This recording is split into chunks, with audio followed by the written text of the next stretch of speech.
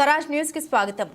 మూట బ్యారగాలను నేత కార్మికులుగా గుర్తించాలి। రాష్ట్ర ఉపాధ్యక్షులు వడ్నాల నరేందర్ పద్మశాలి సంక్షేమానికి ప్రభుత్వం కృషి చేయాలి। పద్మశాలిల కుటుంబాల్లో వెలుగులు నింపాలి। హన్మకొండలో అఖిల భారత పద్మశాలి సంఘం మొదటి కార్యవర్గ సమావేశం। రాష్ట్ర ప్రభుత్వం పద్మశాలి మూట బేరగాలను నేత కార్మికులుగా గుర్తించి వారి సంక్షేమానికి బాటలు వేయాలని అఖిల భారత పద్మశాలి సంఘం రాష్ట్ర ఉపాధ్యక్షులు వడ్నాల నరేందర్ డిమాండ్ చేశారు।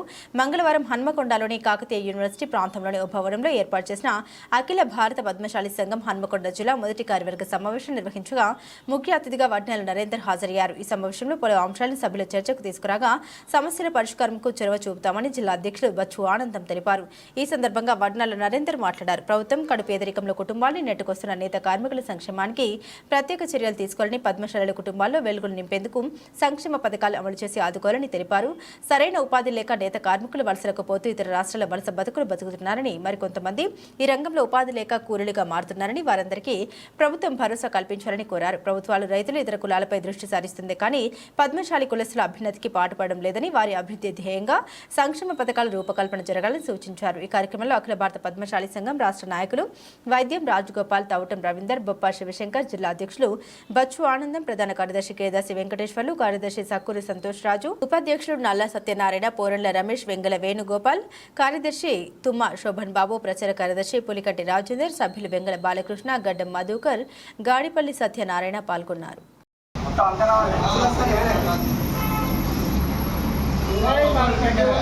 జై మార్కండేయ, జై పద్మశాలి, జై మార్కండేయ, జై పద్మశాలి, జై పద్మశాలి, జై మార్కండేయ, జై మార్కండేయ, జై మార్కండేయ, జై మార్కండేయ, జై పద్మశాలి, జై పద్మశాలి ఐక్యత, పద్మశాలి ఐక్యత।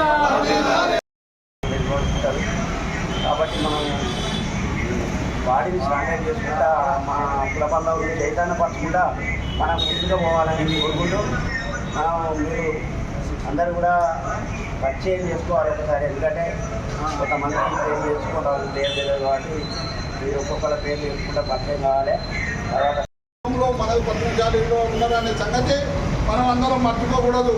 మన హక్కుల గురించి, మన బాగోగుల గురించి ఈ స్టేట్ సెంట్రల్ గవర్నమెంట్లను మనం నిలదీసి మన హక్కులను సాధించుకోవాల్సిన అవసరము, గురుతర బాధ్యత మనందరి మీద ఉన్నదనేది ఒకసారి మనం మర్చిపోకుండా ముందుకు పోవాలని కూడా మీరు మనం చేస్తున్న పద్మశాలీలు అంటే చిన్న చూపు ఈ ప్రభుత్వాలు మనల్ని కాలకు నేలకు రాచి హింసిస్తున్నాయి।